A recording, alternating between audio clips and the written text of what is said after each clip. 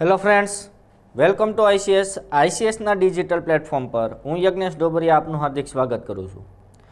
વિદ્યાર્થીઓ, લાસ્ટ સેશનમાં આપણે સિંધુ ખીણની સંસ્કૃતિ, મોહેંજો-દડોની સંસ્કૃતિ એટલે કે ભારતની પ્રાચીન સંસ્કૃતિ, ભારતના પ્રાચીન નગરો, તેમની જીવનશૈલી, તેમના અવશેષો વિશે પરિચય મેળવ્યો. આ ઉપરાંત આપણે વૈદિક કાળનો પરિચય મેળવ્યો. વિદ્યાર્થી મિત્રો, વૈદિક કાળમાં આપણે 4 વેદો, આ ઉપરાંત બુદ્ધ અને જૈન ધર્મના વિશે પરિચય મેળવ્યો.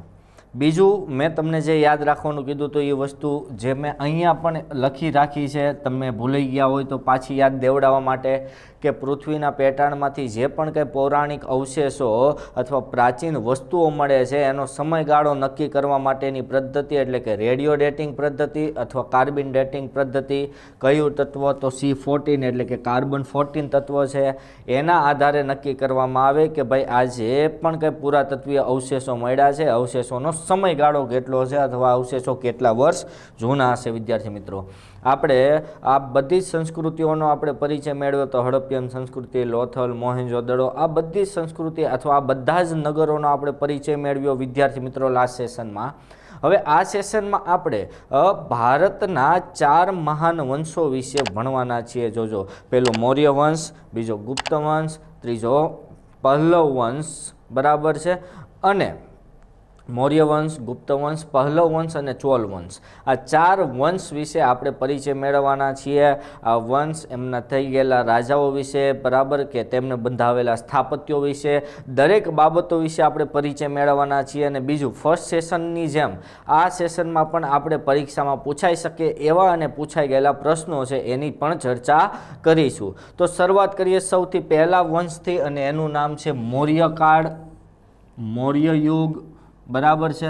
તો મૌર્યકાળની આપણે વાત કરીશું. મૌર્યકાળ, બરાબર છે. તો ભારતનો પ્રમાણિત ઇતિહાસ મગજરાજ બિંબિસારના સમયથી ચાલુ થાય છે. જોજો, પરીક્ષામાં પૂછાય, યાદ રાખજો. ભારતનો પ્રમાણિત ઇતિહાસ કોના સમયથી ચાલુ થાય છે, આવો પ્રશ્ન પૂછી શકાય. તો આ બધા પ્રશ્ન અગાઉથી લીધેલા છે. એનું કારણ છે કે આ પ્રશ્ન પરીક્ષામાં પૂછાઈ શકે છે, એટલા માટે એડવાન્સમાં તમને ફ્રેશ હોય ત્યારે જ આ પ્રશ્ન મગજમાં સેટ થઈ જાય, એટલા માટે અગાઉ મેં લખી દીધેલા છે. ભારતનો પ્રમાણિક ઇતિહાસ ક્યાંથી ચાલુ થાય છે? તો કે મગધરાજ બિંબિસાર છે, બરાબર, એના સમયથી ભારતનો પ્રમાણિત ઇતિહાસ શરૂ થાય છે, બરાબર છે. બીજું, આ જે મગધરાજ બિંબિસાર છે એ ગૌતમ બુદ્ધ અને મહાવીર સ્વામીના સમકાલીન હતા. પરીક્ષામાં આ પ્રશ્ન પણ પૂછી શકાય છે કે નીચેનામાંથી કયા મૌર્ય રાજા અથવા કયો મૌર્ય રાજા એ ગૌતમ બુદ્ધ અને મહાવીરના સમકાલીન છે? આ પ્રશ્ન પૂછાઈ ગયેલો છે, યાદ રાખજો. તો મગધરાજ બિંબિસાર છે, આ બિંબિસાર એ ગૌતમ બુદ્ધ અને મહાવીર સ્વામીના સમકાલીન હતા, બરાબર છે, યાદ રાખજો. બિંબિસાર એ કોના સમકાલીન હતા? તો કે ગૌતમ બુદ્ધ અને મહાવીરના સમકાલીન હતા. એ બંને, ગૌતમ બુદ્ધ, મહાવીર અને બિંબિસાર, બંને એક જ સમયના, આ ત્રણેય એક જ સમયમાં થઈ ગયેલા હોય એવું માનવામાં આવે છે, બરાબર છે.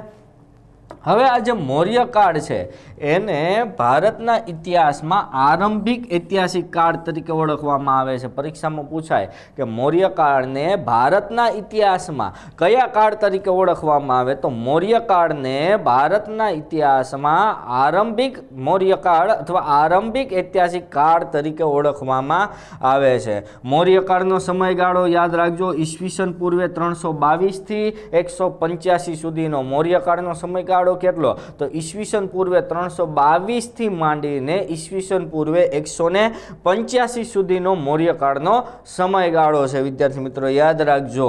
અને ગુજરાતનો રાજકીય ઇતિહાસ કોના સમયથી ચાલુ થયો છે? તો કે ચંદ્રગુપ્ત મૌર્યના સમયથી ઇતિહાસ, ગુજરાતનો રાજકીય ઇતિહાસ શરૂ થાય છે.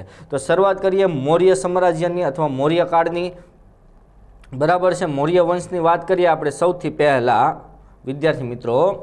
તો મૌર્ય વંશ છે એ એમના વિશે જાણવા માટેના સાધનો કયા કયા? મૌર્ય વંશ વિશે કયા કયા સાધનો અથવા કયા કયા પુસ્તકો દ્વારા મૌર્ય વંશ વિશે માહિતી મળે છે? તો જોઈએ, પહેલા સાહિત્યક સાધનો. સાહિત્યક સાધનો કયા કયા છે કે જે મૌર્ય વંશ વિશેની માહિતી આપે છે? પહેલું અર્થશાસ્ત્ર.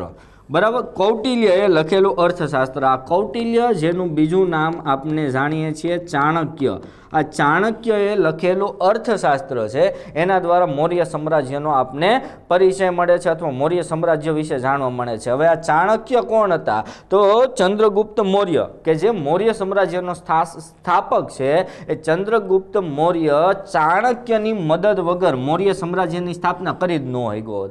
એટલે કે એક સામાન્ય બાળકમાંથી ચંદ્રગુપ્ત મૌર્ય, જે અખંડ ભારતનો મહાન પ્રતાપી રાજા હતો, તો એક સામાન્ય બાળકમાંથી ચંદ્રગુપ્ત મૌર્ય, કે જે મૌર્ય સામ્રાજ્યનો રાજા બન્યો, ત્યાં સુધીની સફર કોની આંગળી પકડીને ચંદ્રગુપ્ત મૌર્યએ ખેડી હતી? તો આ સફર ચાણક્યની આંગળી પકડીને ચંદ્રગુપ્ત મૌર્યએ ખેડી હતી. એક વસ્તુ યાદ રાખજો, ચાણક્યએ ચંદ્રગુપ્ત મૌર્ય છે એને મૌર્ય કાળનો મૌર્ય વંશની સ્થાપના કરી શકે એવો મહાપ્રતાપી રાજા બનાવ્યો હતો. તો ચાણક્યનું અર્થશાસ્ત્ર.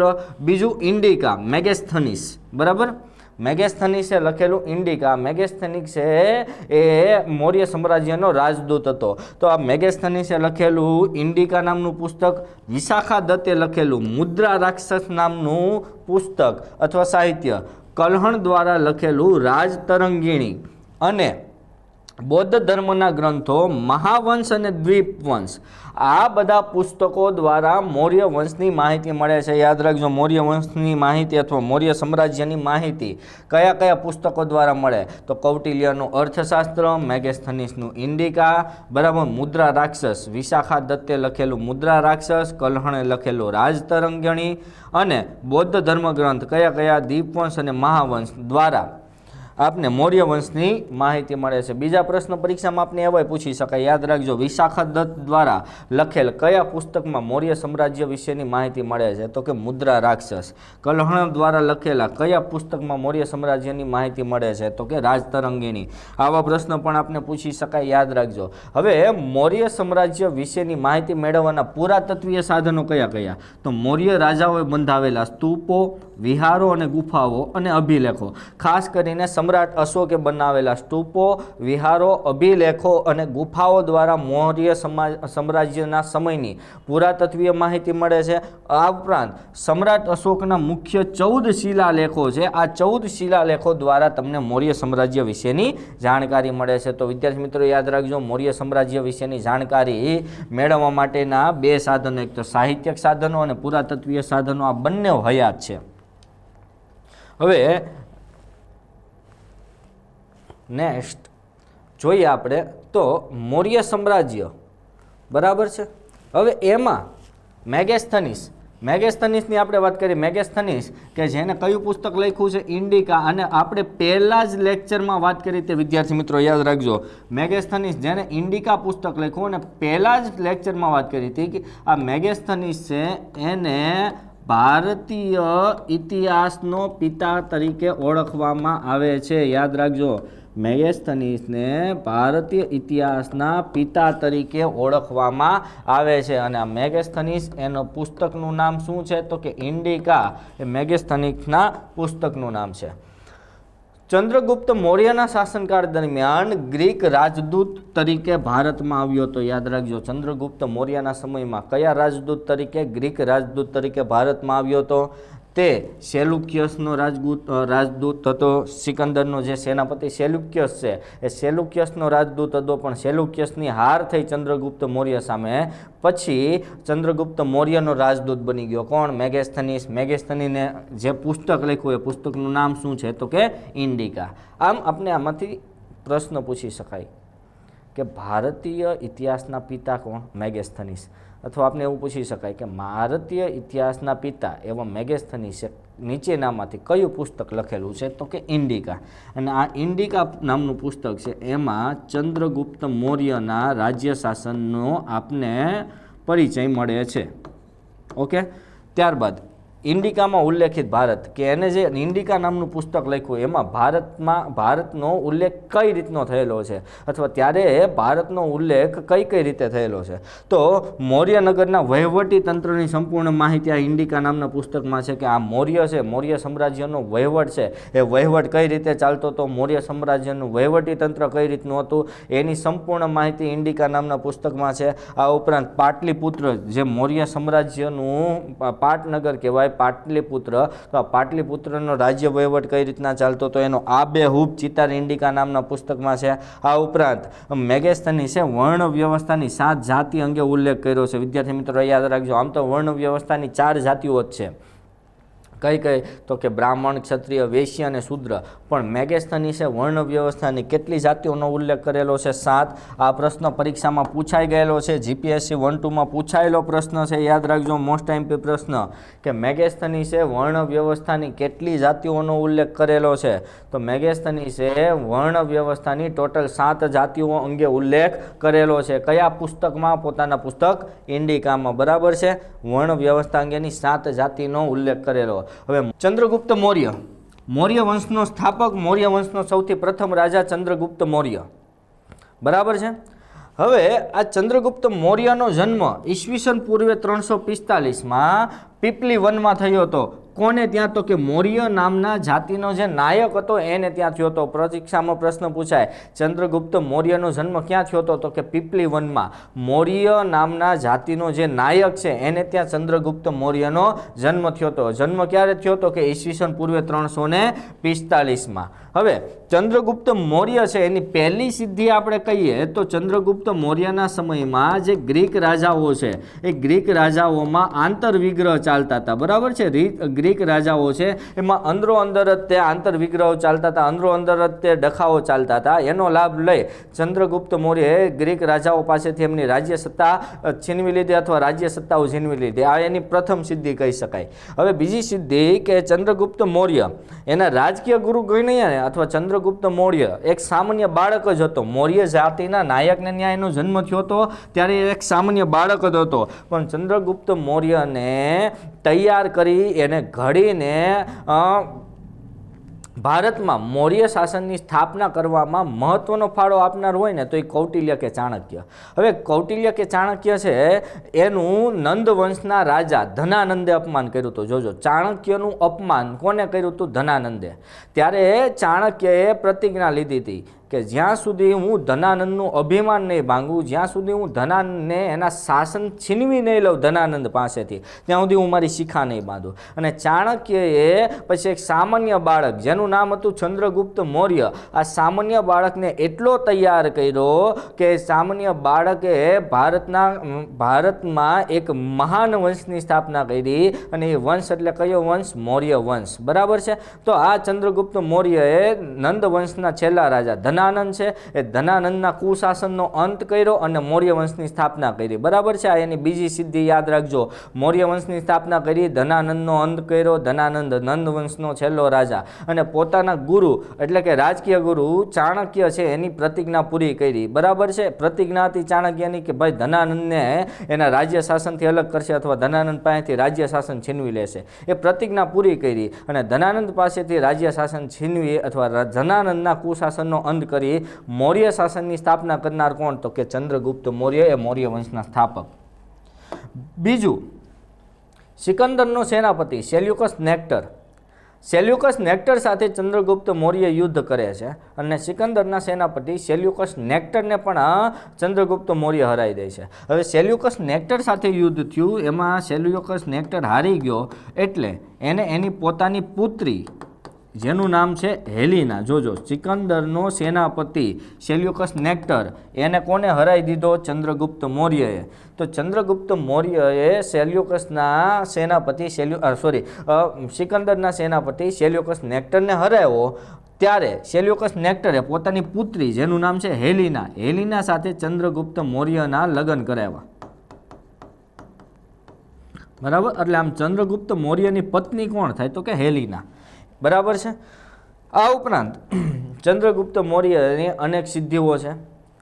હવે ચંદ્રગુપ્ત મૌર્યને ભદ્રબાહુ દ્વારા, જૈન મુનિ ભદ્રબાહુ દ્વારા જૈન ધર્મની દીક્ષા આપવામાં આવી હતી. આ વસ્તુ પણ યાદ રાખજો કે ચંદ્રગુપ્ત મૌર્યને જૈન ધર્મની દીક્ષા કોને આપી? તો કે જૈન મુનિ ભદ્રબાહુ. આ ભદ્રબાહુ દ્વારા જૈન ધર્મની દીક્ષા આપવામાં આવ્યું.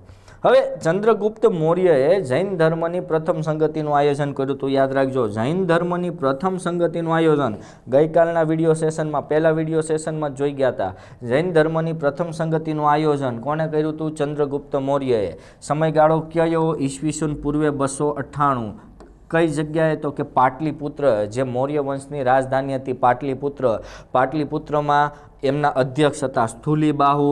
અને આ જૈન ધર્મની જે પ્રથમ પરિષદ અથવા તો પ્રથમ સંગતિ છે એમાં જૈન ધર્મના 12 અંગો લખાયા છે. વિદ્યાર્થી મિત્રો યાદ રાખજો, આ પ્રશ્ન પૂછી શકાય કે કયા મૌર્ય રાજાના સમયમાં જૈન ધર્મની પ્રથમ સંગતિનું આયોજન થયું હતું? તો ચંદ્રગુપ્ત મૌર્યના સમયમાં જૈન ધર્મની પ્રથમ સંગતિનું આયોજન થયું હતું. આ સંગતિનું આયોજન મૌર્ય વંશની પાટનગર એટલે કે રાજધાની પાટલીપુત્રમાં થયું હતું. બરાબર છે. અને એમાં જૈન ધર્મના 12 અંગો લખાયા હતા. બરાબર છે. નેક્સ્ટ, ઈસવીસન પૂર્વે 298માં શ્રવણ બેલગોડા જઈ ચંદ્રગુપ્ત મૌર્યએ દેહ ત્યાગ કર્યો.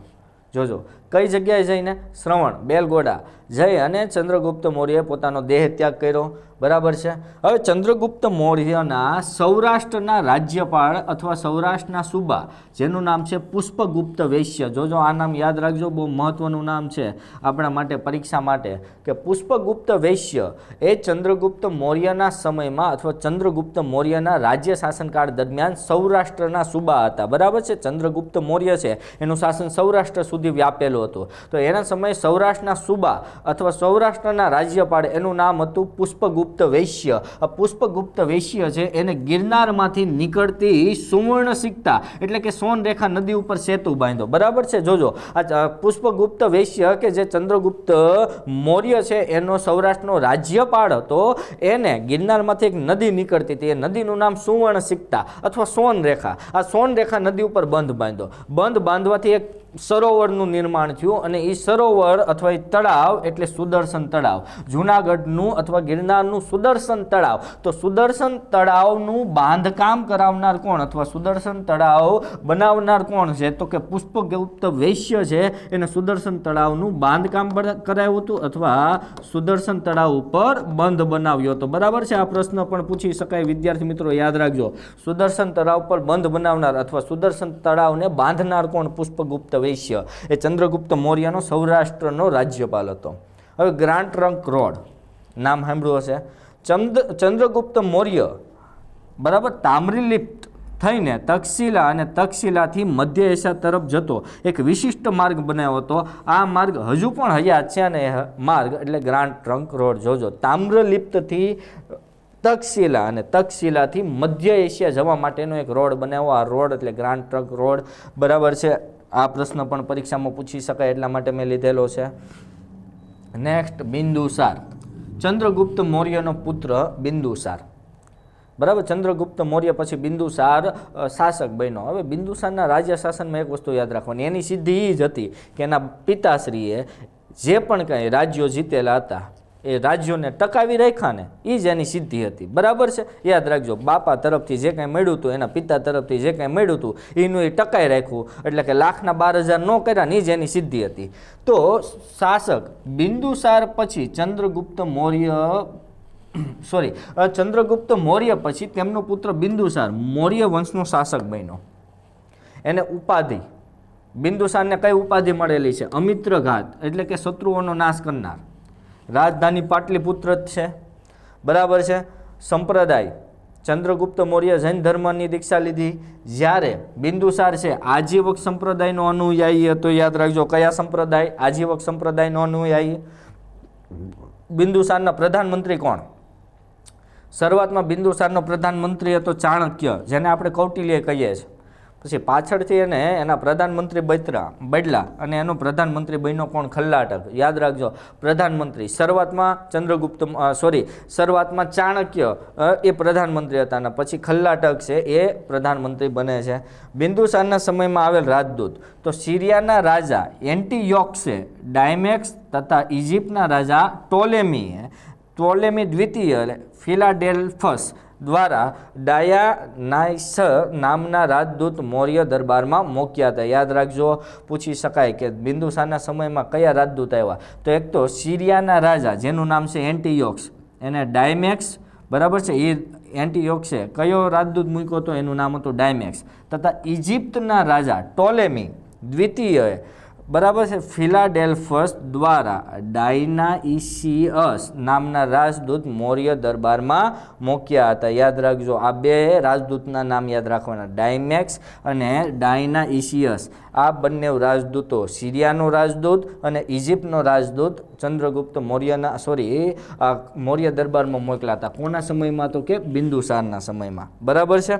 હવે સામ્રાજ્યના ક્ષેત્ર, મધ્ય એશિયાથી દક્ષિણ ભારત સુધીનો, મધ્ય એશિયાથી માંડીને દક્ષિણ ભારત સુધીનો સમગ્ર પ્રદેશ એ ચંદ્રગુપ્ત મૌર્યના સામ્રાજ્યનું ક્ષેત્ર હતું. વિદ્યાર્થી મિત્રો યાદ રાખજો. ત્યારબાદ સમ્રાટ અશોક, ચંદ્રગુપ્ત મૌર્યનો પૌત્ર અને બિંદુસારનો પુત્ર સમ્રાટ અશોક. એનો જન્મ ઈસવીસન પૂર્વે 290માં. સમ્રાટ અશોકનો જન્મ ક્યારે થયો? તો ઈસવીસન પૂર્વે 290માં સમ્રાટ અશોકનો જન્મ થયો. ભારત વર્ષનો સૌથી શક્તિશાળી સમ્રાટ હોય તો સમ્રાટ અશોક. પ્રશ્ન પરીક્ષામાં પૂછાઈ ગયેલો છે અથવા પૂછાઈ શકે છે. વિદ્યાર્થી મિત્રો યાદ રાખજો કે ભારત વર્ષનો સૌથી શક્તિશાળી સમ્રાટ કયો છે? તો ભારત વર્ષનો સૌથી શક્તિશાળી સમ્રાટ હોય તો સમ્રાટ અશોક છે. વિદ્યાર્થી મિત્રો બરાબર છે. હવે આ સમ્રાટ અશોક છે, એને શાસન સંભાળ્યું ને એના 8મા વર્ષ બાદ, જોજો, શાસન સંભાળ્યું એના 8મા વર્ષ બાદ કલિંગનું યુદ્ધ થયું અને આ કલિંગના યુદ્ધમાં ભારે જાનહાનિ થઈ, હજારો લાખો લોકો મૃત્યુ પામ્યા. જ્યારે સમ્રાટ અશોક કલિંગના યુદ્ધના વિજય બાદ, કલિંગનું યુદ્ધ સમ્રાટ અશોક જીતી ગયો, પણ એ વિજય બાદ જ્યારે એ જોવે છે તો રણભૂમિમાં ચારે તરફ લાશના ઢગલાઓ પડ્યા હોય છે અને આ લાશ જોઈને, આટલું બધું કતલેઆમ જોઈને અશોક છે એનું હૃદય પરિવર્તન થઈ જાય છે અને હૃદય પરિવર્તન થઈ જાય છે એટલે એવું માની લે છે કે નહીં, હવે આટલી મારકાટ નથી કરવી, બસ હવે હિંસા કરવી જ નથી અને એ બૌદ્ધ ધર્મની દીક્ષા લઈ લે છે. વિદ્યાર્થી મિત્રો યાદ રાખજો, અશોક એ કયા ધર્મની દીક્ષા લઈ લે છે? બૌદ્ધ ધર્મની દીક્ષા લઈ લે છે. હવે સમ્રાટ અશોકના સમયમાં બૌદ્ધ ધર્મની ત્રીજી સંગતિનું આયોજન થયું હતું. આપણે લાસ્ટ સેશનમાં જોઈ ગયા હતા. પરીક્ષામાં પૂછી શકાય કે કોના સમયગાળા દરમિયાન બૌદ્ધ ધર્મની ત્રીજી સંગતિનું આયોજન થયું હતું? તો કે ભાઈ સમ્રાટ અશોકના સમયમાં બૌદ્ધ ધર્મની ત્રીજી સંગતિનું આયોજન થયું હતું. આ ત્રીજી સંગતિના અધ્યક્ષ હતા ઉપગુપ્ત, જેમાં અભિધમ્મ પિટકની રચના થઈ. યાદ રાખજો, બૌદ્ધ ધર્મની ત્રીજી સંગતિ, બૌદ્ધ ધર્મની ત્રીજી સંગતિ કોના સમયમાં? તો કે સમ્રાટ અશોકના સમયમાં, જેમાં અભિધમ્મ પિટકની રચના થઈ. જોજો, બૌદ્ધ ધર્મની પ્રથમ સંગતિ હતી એમાં સુક્ત પિટક, વિનય પિટકની રચના થઈ. જ્યારે ત્રીજું પિટક, બૌદ્ધ ધર્મમાં ત્રિપિટક છે, સુક્ત પિટક, વિનય પિટક, અભિધમ્મ પિટક, એમાં સુક્ત પિટક અને વિનય પિટકની રચના છે એ બૌદ્ધ ધર્મની પ્રથમ સંગતિમાં થઈ હતી. જ્યારે અભિધમ્મ પિટક છે એની રચના બૌદ્ધ ધર્મની ત્રીજી સંગતિમાં થઈ હતી. હવે સમ્રાટ અશોકે ધર્મના પ્રચાર માટે 14 શિલાલેખો, 7 સ્તંભાલેખો અને 3 ગુફાલેખો કોતરાવેલા છે. વિદ્યાર્થી મિત્રો યાદ રાખજો, ધર્મના પ્રચાર માટે 14 શિલાલેખો, બરાબર છે, 7 સ્તંભાલેખો અને 3 ગુફાલેખો છે. આ 3 ગુફાલેખો સમ્રાટ અશોકે તૈયાર કરાવ્યા છે. આ લેખો પાલી ભાષામાં, બ્રાહ્મી લિપિમાં, ખરેષ્ટી, બરાબર છે, ખરેષ્ટી લિપિ, ગ્રીક લિપિમાં બધા લખાયેલા છે. વિદ્યાર્થી મિત્રો યાદ રાખજો, બરાબર છે. હવે સમ્રાટ અશોકે જે 14 શિલાલેખો બનાવ્યા છે એમાંથી 13મા શિલાલેખમાં કલિંગ યુદ્ધનું વર્ણન છે. પરીક્ષામાં પ્રશ્ન પૂછાઈ ગયેલો છે અને પૂછાઈ શકે એવો મોસ્ટ એમપી પ્રશ્ન છે. વિદ્યાર્થી મિત્રો યાદ રાખજો કે સમ્રાટ અશોકે જે પણ કંઈ શિલાલેખો બનાવ્યા એમાંથી કયા શિલાલેખમાં કલિંગ યુદ્ધનું વર્ણન કરવામાં આવેલું છે? તો સમ્રાટ અશોકે જે 14 શિલાલેખો બનાવ્યા છે એમાંથી 13મો શિલાલેખ છે એમાં કલિંગના યુદ્ધનું વર્ણન કરવામાં આવેલું છે. સમ્રાટ અશોકના બીજા નામ કયા કયા? તો દેવનામ પ્રિય અથવા દેવોના પ્રિય,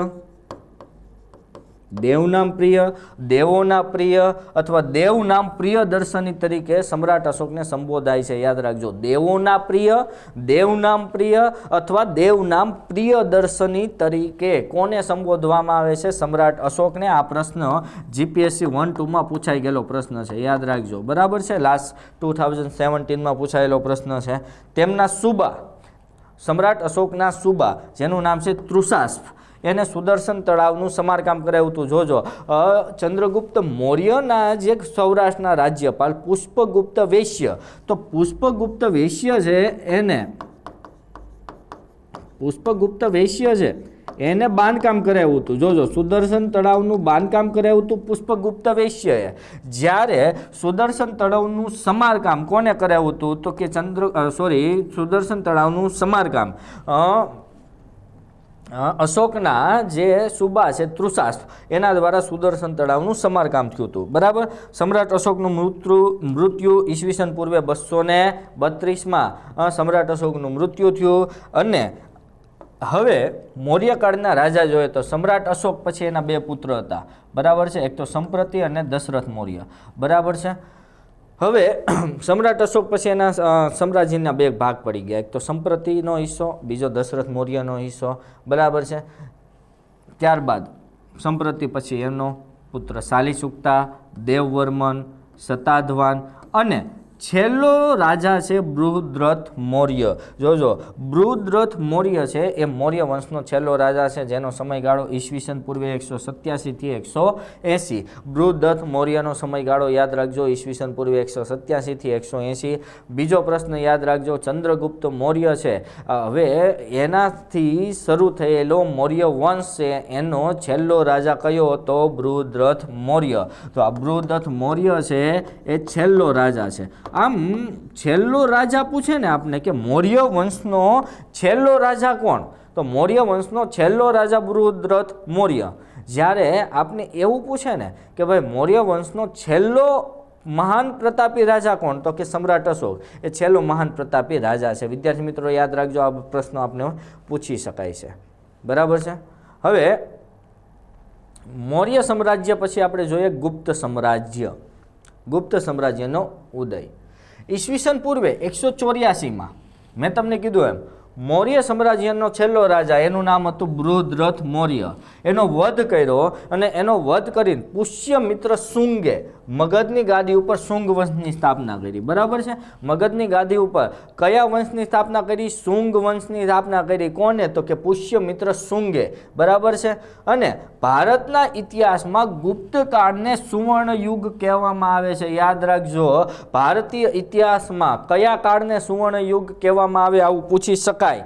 તો ભારતના ઇતિહાસમાં ગુપ્તકાળને સુવર્ણ યુગ કહેવાય. જ્યારે ગુજરાતના ઇતિહાસમાં સોલંકી યુગ છે એને ગુજરાતનો સુવર્ણ યુગ કહેવાય. આ 2 વસ્તુ વચ્ચે ડિફરન્સ યાદ રાખજો. આપણે એવું પૂછાય કે ભારતના ઇતિહાસમાં કયો વંશ છે કે જેને ભારતનો સુવર્ણ યુગ કહેવાય અથવા કયા કાળને ભારતનો સુવર્ણ યુગ કહેવામાં આવે છે? તો ભારતના ઇતિહાસમાં જે ગુપ્તકાળ છે એ ગુપ્તકાળને ભારતનો સુવર્ણ યુગ કહેવાય. જ્યારે ગુજરાતના ઇતિહાસમાં આપણે અહીંયા ભારતની જગ્યાએ એવું પૂછે કે ગુજરાતના ઇતિહાસમાં કયા કાળને? તો કે સોલંકી કાળ છે અથવા સોલંકી વંશનો કાળ છે, એને આપણે ગુજરાતનો સુવર્ણ યુગ કહીએ છીએ. અને ભારતમાં ગુપ્ત કાળ છે એને ભારતનો સુવર્ણ યુગ કહેવાય. ગુપ્ત, આ જે ગુપ્ત રાજાઓ છે જ્ઞાતિય વૈશ્ય હતા. યાદ રાખજો, ચાર જે છે ને વર્ણ, ક્ષત્રિય, બ્રાહ્મણ, વૈશ્ય અને શૂદ્ર. તો આ ગુપ્ત છે ને એ જ્ઞાતિય વૈશ્ય હતા. જોજો, જ્ઞાતિય વૈશ્ય હતા. આ પ્રશ્ન પણ પૂછી શકાય. વિદ્યાર્થી મિત્રો યાદ રાખજો કે ગુપ્ત રાજાઓ જ્ઞાતિય વૈશ્ય હતા. હવે ગુપ્ત વંશાવળીના સ્ત્રોત, આપણે કેમ મૌર્ય વંશાવળીના સ્ત્રોત ક્યાંથી મળ્યા એ આપણે જોઈએ તો અલગ અલગ પુસ્તકોમાંથી, આ ઉપરાંત મૌર્ય સામ્રાજ્યના શિલાલેખો, ગુફાલેખોમાંથી મળ્યા હતા. એમ હવે ગુપ્ત વંશાવળીના સ્ત્રોત ક્યાંથી મળ્યા જોઈએ તો સમુદ્રગુપ્તનો પ્રયાગ પ્રશસ્તિ અભિલેખ. જોજો, સમુદ્રગુપ્તનો કયો અભિલેખ? પ્રયાગ પ્રશસ્તિ અભિલેખ છે. એના ઉપરથી આપણે ગુપ્ત વંશાવળીના સ્ત્રોત મળે છે. આ ઉપરાંત કુમારગુપ્તનો ભિલસા સ્તંભલેખ. જોજો, કુમારગુપ્તનો કયો સ્તંભલેખ? ભિલસા સ્તંભલેખ. ભીલસા સ્તંભ લેખ કોને બનાવ્યો છે? કુમાર ગુપ્તે. એના ઉપરથી આપણે ગુપ્ત વંશાવલીનો માહિતી મળે છે. આ ઉપરાંત સ્કંદગુપ્તનો જૂનાગઢ અભિલેખ, યાદ રાખજો, સ્કંદગુપ્તનો જે જૂનાગઢ અભિલેખ છે એના દ્વારા આપણે ગુપ્ત વંશાવલીના સ્ત્રોત મળે છે, ગુપ્ત વંશાવલી વિશે જાણવા મળે છે. ફરી એકવાર વિશે હું રિપીટ કરું છું કે સમુદ્રગુપ્તનો પ્રયાગ પ્રશસ્તિ અભિલેખ, બરાબર છે, સમુદ્રગુપ્તનો કયો અભિલેખ? પ્રયાગ પ્રશસ્તિ અભિલેખ.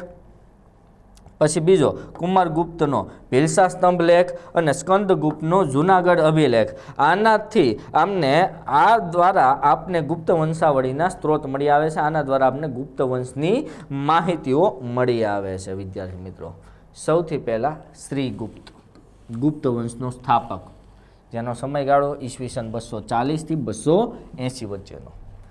આપને પૂછી શકાય કે ભારતમાં ગુપ્ત વંશના સ્થાપક કોણ હતા? તો ભારતમાં ગુપ્ત વંશના સ્થાપક હતા શ્રીગુપ્ત. શ્રીગુપ્ત એ ભારતમાં ગુપ્ત વંશના સ્થાપક હતા. શ્રીગુપ્તને કઈ કઈ ઉપાધિ મળી છે? આધિરાજ અને મહારાજ. જોજો, ઉપાધિ, બે ઉપાધિઓ મળી, આધિરાજ અથવા મહારાજ. આ ઉપાધિ કોની છે? તો કે શ્રીગુપ્તની છે, બરાબર છે. પૂના તામ્રપત્રાભિલેખમાં શ્રીગુપ્તને આદિરાજ કહેવાયા છે. આ પ્રશ્ન આપને પૂછી શકાય, આ યાદ રાખવાનું, બરાબર છે. આપને પૂછી શકાય ગુપ્ત વંશના સ્થાપક કોણ? તો કે શ્રીગુપ્ત. કયા શિલાલેખમાં અથવા કયા તામ્રપત્રાલેખમાં શ્રીગુપ્તને આદિરાજ કહેવાયા છે? તો પૂના તામ્રપત્રાલેખમાં, પત્રાભિલેખમાં શ્રીગુપ્તને આદિરાજ કહેવાયા છે. શ્રીગુપ્ત પછી ઘટોત્કચ ગુપ્ત. જોજો, ઈસવીસન 280 થી 319. આ ઘટોત્કચ એ ભીમનો પુત્ર નથી હો, શ્રીગુપ્તનો પુત્ર છે ઘટોત્કચ, યાદ રાખજો. ઘટોત્કચ ગુપ્ત શ્રીગુપ્તનો પુત્ર અને ઉત્તરાધિકારી હતો. એ આપને ખબર જ હોવી જોઈએ, કારણ કે પુત્ર છે એટલે મોટા ભાગે ઉત્તરાધિકારી હોય જ. એને ઉપાધિ મળી મહારાજ.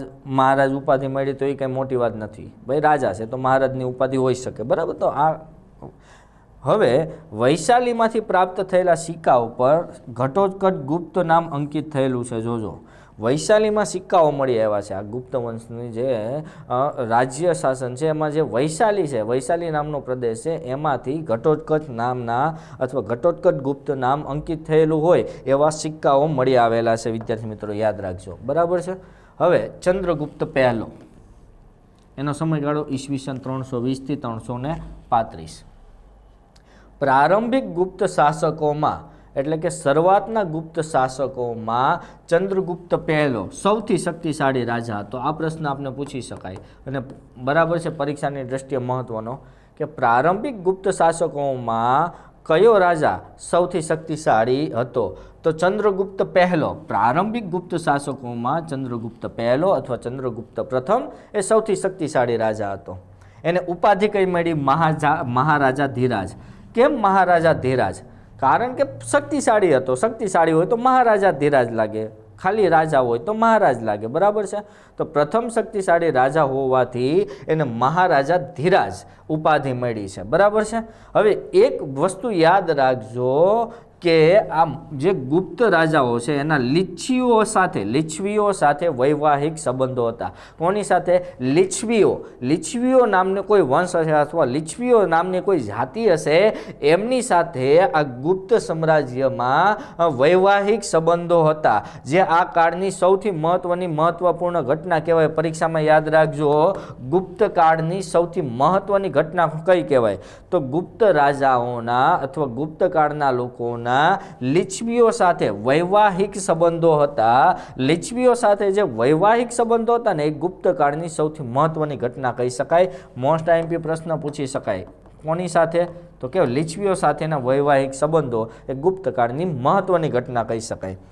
ચંદ્રગુપ્ત પ્રથમે લીચ્છવી કન્યા કુમારી દેવી સાથે લગ્ન કર્યા હતા. જોજો, લીચ્છવી કન્યા નામ શું? કુમારી દેવી, એની સાથે લગ્ન કર્યા હતા. કોને? તો કે ચંદ્રગુપ્ત પ્રથમે. ચંદ્રગુપ્ત પ્રથમે લીચ્છવી કન્યા કુમારી દેવી સાથે લગ્ન કર્યા. ગુપ્ત સંવંત. જોજો, આપણે વિક્રમ સંવંતની વાત કરી. વિક્રમ સંવંત ઈસવીસન પૂર્વે 57માં, बराबर है। हवे गुप्त संवतनी वात करीए तो गुप्त संवत क्यारे चालू थई एवुं पूछी शकाय। तो ईस्वीसन 319-20 में गुप्त संवत चालू थई। ईस्वीसन 319-20 में कई संवत चालू थई तो कि गुप्त संवत चालू थई, बराबर है। अने चंद्रगुप्त प्रथमे एक नवी संवत चलावी जेने गुप्त संवत कहेवाय। तो आपने एवुं पूछी शकाय कि गुप्त संवत छे ए शरू करनार कोण हतो? तो गुप्त संवत शरू करनार हतो कोण? चंद्रगुप्त प्रथम। गुप्त वंशनो राजा चंद्रगुप्त प्रथम छे एने गुप्त संवतनी शरूआत करी हती। गुप्त संवतनी शरूआत क्यारे थई? तो ईस्वीसन 319-20 में गुप्त संवतनी शरूआत थई, बराबर है। तो आमांथी पूछाई शके एवा प्रश्न याद राखजो। लिच्छियो साथे वैवाहिक संबंधो एक गुप्त काळनी सौथी महत्वपूर्ण घटना थी। आ प्रश्न याद राखजो, पूछाई शके। अने गुप्त संवत शरूआत ईस्वीसन 319-20 में कोने करी? चंद्रगुप्त प्रथमे। हवे समुद्रगुप्त। चंद्रगुप्त पहला पछी एनो पुत्र अथवा एनो उत्तराधिकारी कोण? समुद्रगुप्त, बराबर। समुद्रगुप्त है एनो उत्तराधिकारी है जेनो समयगाळो छे ईस्वीसन 335 थी 375, ज्यारे जीसीआरटी में एनो समयगाळो ईस्वीसन 330 थी 376 नो आपेलो छे। विद्यार्थी मित्रों याद राखजो, एनसीईआरटी में ईस्वीसन 335 थी 375 नो समयगाळो आपेलो छे, ज्यारे गुजरात स्टेट गवर्नमेंटनी बोर्ड छे एमां एनो समयगाळो ईस्वीसन 330 थी 376 नो आपेलो छे। हवे समुद्रगुप्त एना पितानुं नाम चंद्रगुप्त पहलो, बराबर। चंद्रगुप्त पहलानो उत्तराधिकारी समुद्रगुप्त एने गुप्त साम्राज्यनो विस्तार कर्यो तो। याद राखजो, गुप्त साम्राज्यनो जे विस्तार हतो ए विस्तार कोने वधार्यो तो के समुद्रगुप्ते वधार्यो तो, बराबर छे। एनी उपाधि कई कई छे? उपाधि एने कई कई उपाधि मळेली छे, कया कया खिताब मळेला छे? तो पहेलुं तत्पाद परिगृहित एटले रुद्रपुर अभिलेख प्रमाणे एने तत्पाद परिगृहित कहेवामां आव्यो छे। जोजो याद राखजो, समुद्रगुप्त ने कया अभिलेख प्रमाणे तत्पाद परिगृहित कहेवामां आव्यो छे एवो प्रश्न पूछी शकाय। तो रुद्रपुर अभिलेख प्रमाणे समुद्रगुप्त ने तत्पाद परिगृहित कहेवामां आव्यो छे। आ उपरांत कविराज, आ जे समुद्रगुप्त छे ने एक कवि पण हतो, बराबर है। एक कविताओं पण लखतो हतो, कवितानो प्रशंसक हतो, कवितानो शौकीन हतो।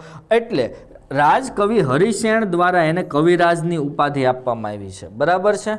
हवे एना पिता समुद्रगुप्त द्वारा एने आर्यनी उपाधि मळी छे। याद राखजो, आपने प्रश्न पूछाय कि समुद्रगुप्त ने एना पिता चंद्रगुप्त पहला द्वारा कई उपाधि आपवामां आवी? तो कि आर्यनी उपाधि आपवामां आवी छे। याद राखजो, एनी पत्नीनुं नाम छे दत्तदेवी। दत्तदेवी एनी पत्नी छे ई कया अभिलेख प्रमाणे खबर पड़ी? एरण अभिलेख प्रमाणे आपणे एवुं जाणवा मळ्युं कि समुद्रगुप्त छे एनी पत्नीनुं नाम दत्तदेवी छे, बराबर छे। समुद्रगुप्तना दरबारी रत्नो जोईए तो हरिसेन, आर्यभट्ट, कवि कालिदास आ बधाय समुद्रगुप्तना दरबारी रत्नो छे। याद राखजो, आ बधा मुख्य मुख्य नाम ज मैं लख्या छे। एक तो हरिसेन, आर्यभट्ट के जेने शून्यनी शोध करी, कवि कालिदास, अभिज्ञान शाकुंतलम, कुमार संभव, बराबर है, ऋतुसंहार, मेघदूत, आ बधाय काव्य रचनार कवि कालिदास से। आ कवि कालिदास, आर्यभट्ट अने हरिसेन ए समुद्रगुप्तना दरबारी रत्नो हता। प्रश्न पण परीक्षामां पूछी शकाय, याद राखजो।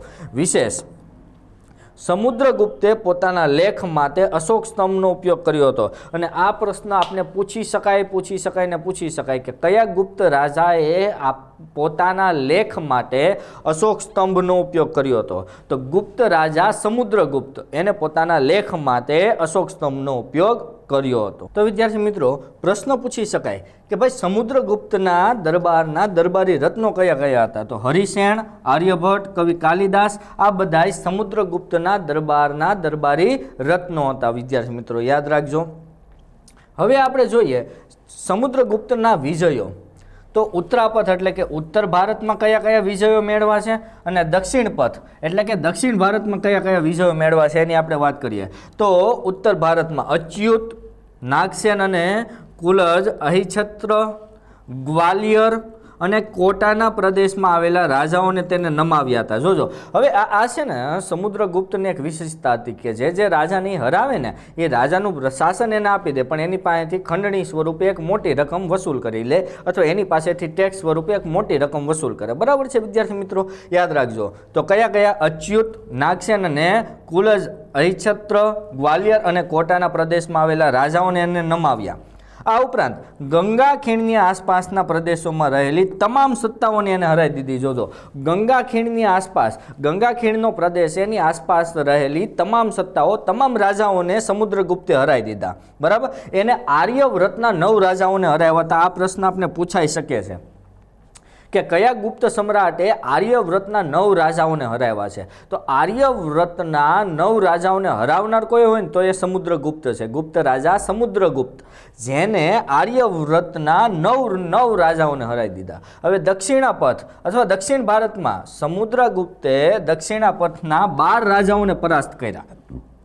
જોજો દક્ષિણાપથના એટલે કે દક્ષિણ ભારતના 12 રાજાઓને પરાસ્ત કર્યા સમુદ્રગુપ્તે અને ધર્મ વિજયનું એક કાર્ય કર્યું. આ ઉપરાંત તેને જોવા જાઓ તો બંગાળ, કામરૂ દેશ, આ ઉપરાંત ઘણા બધા પ્રદેશો છે એને જીતી લીધા. આ સિવાયના તે બંગાળ છે, કામરૂ દેશ છે, બરાબર છે, માળવા છે, આવા ઘણા બધા પ્રદેશો એને જીતી લીધા. આમ સૌથી વધારે પ્રદેશ જીતનાર ગુપ્ત સામ્રાજ્યનો રાજા હોય તો એ હતો સમુદ્રગુપ્ત. આમ સમુદ્રગુપ્તે ભારતમાં મોટા ભાગના પ્રદેશો અથવા ઘણા બધા પ્રદેશો જીતી લીધા હોવાથી સમુદ્રગુપ્તને ભારતનો નેપોલિયન કહેવામાં આવે છે. મોસ્ટ આઈએમપી પ્રશ્ન વિદ્યાર્થી મિત્રો યાદ રાખજો કે કયા ગુપ્ત રાજાને ભારતનો નેપોલિયન કહેવામાં આવે છે? તો સમુદ્રગુપ્ત છે એને ભારતનો નેપોલિયન કહેવાય, કારણ કે એને આર્યવ્રતના 9 રાજાઓને હરાવ્યા, દક્ષિણાપથના 12 રાજાઓને હરાવ્યા, આ ઉપરાંત બંગાળ છે, કામરૂ દેશ છે, એવા ઘણા બધા પ્રદેશો હાંસલ કર્યા છે. આ સિવાયના ઘણા બધા પ્રદેશો ઉપર સમુદ્રગુપ્તે પોતાનો વિજય હાંસલ કર્યો. પરિણામે એને ભારત દેશનો નેપોલિયન કહેવામાં આવે છે, કારણ કે ભારતના ઘણા ખરા પ્રદેશો ઉપર સમુદ્રગુપ્તે પોતાનો વિજય મેળવ્યો હતો. વિદ્યાર્થી મિત્રો યાદ રાખજો, ભારતનો નેપોલિયન કોણ? સમુદ્રગુપ્ત. સમુદ્રગુપ્ત પછી આપણે જોઈએ ચંદ્રગુપ્ત બીજો. બરાબર, આ ચંદ્રગુપ્ત બીજો છે, એના પિતા છે ચંદ્રગુપ્ત. ઉપાધિ ચંદ્રગુપ્ત બીજો છે, એને ઉપાધિ મેળવી વિક્રમાદિત્ય, અથવા એને આપણે ચંદ્રગુપ્ત વિક્રમાદિત્ય કહીએ છીએ. જોજો યાદ રાખજો, વિક્રમાદિત્ય ખરો, પણ કયો? ચંદ્રગુપ્ત વિક્રમાદિત્ય. પરીક્ષામાં પૂછાય કે ચંદ્રગુપ્ત વિક્રમાદિત્ય આ ઉપાધિ કોને લીધી હતી? તો કે ચંદ્રગુપ્ત બીજાએ ચંદ્રગુપ્ત વિક્રમાદિત્ય ઉપાધિ મેળવેલી છે. હવે જોજો, એક વિક્રમાદિત્ય કયો? જેને વિક્રમ સંવતની સ્થાપના કરી, જેનું મૂળ નામ હતું રાજા બલમિત્ર. આ બલમિત્ર એનું તે વિક્રમાદિત્ય તરીકે ઓળખાણો. જ્યારે ચંદ્રગુપ્ત બીજો છે એ વિક્રમાદિત્ય જ કહેવાય, પણ ચંદ્રગુપ્ત વિક્રમાદિત્ય કહેવાય. બરાબર છે વિદ્યાર્થી મિત્રો, તો બેમાં કન્ફ્યુઝન ન થાય, યાદ રાખજો. હવે ચંદ્રગુપ્ત બીજો, એની રાજધાની હતી પાટલીપુત્ર. બરાબર છે. હવે આ ચંદ્રગુપ્ત બીજો છે, એના દરબારી રત્ન કયા કયા હતા?